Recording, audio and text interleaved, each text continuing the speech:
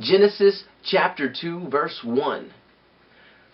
The heavens and the earth were finished, and all their vast array. 2:2. On the seventh day, God finished his work which he had made, and he rested on the seventh day from all his work which he had made. 2:3. God blessed the seventh day and made it holy, because he rested in it from all the work with which he had created and made. 2:4.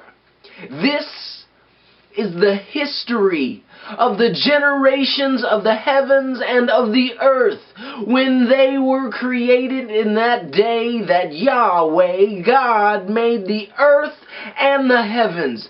2:5. No plant of the field was yet in the earth, and no herb of the field had yet sprung up, for Yahweh God had not caused it to rain on the earth. There was not a man to till the ground. 2:6. But a mist went up from the earth and watered the whole surface of the ground. 2:7. Yahweh God formed man from the dust of the ground and breathed into his nostrils the breath of life, and man became a living soul. 2:8. Yahweh God planted a garden eastward in Eden, and there he put the man whom he had formed. 2:9.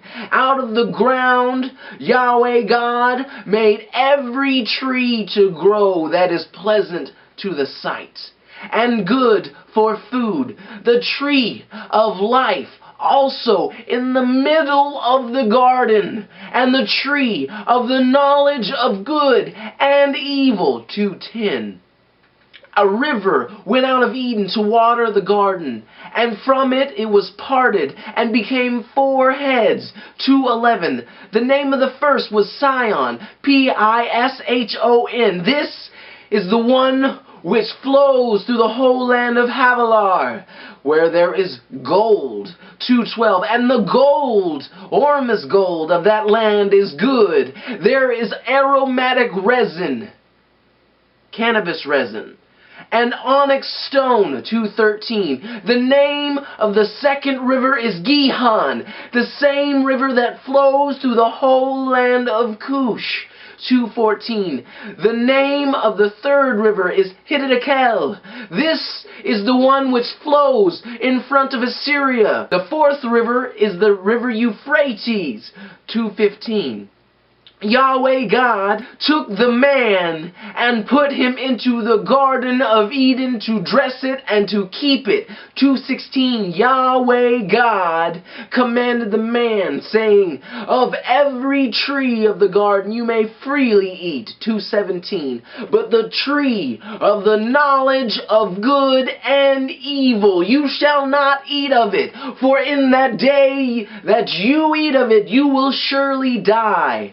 2:18. Yahweh God said, it is not good for man to be alone, so I will make a helper suitable for him. 2:19. Out of the ground Yahweh God formed every animal of the field and every bird of the sky, and brought them to the man to see what he would call them. And whatever the man called every living creature, that was its name. 2:20. The man gave names to all of the livestock, and to the birds of the sky, and to every animal of the field. But for the man there was found not a helper suitable for him. 2:21. Yahweh God caused a deep sleep to fall on the man, and he slept, and he took one of his ribs and closed up the flesh in its place. 2:22. He made the rib which Yahweh God had taken from the man into a woman, woe man, and brought her to the man.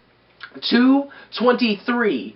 The man said, this is now bone of my bones and flesh of my flesh. She will be called woman, because she was taken out of man.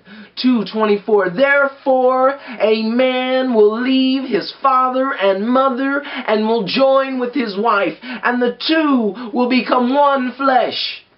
2:25. They both were naked, the man and his wife, and were not ashamed. Chapter 2.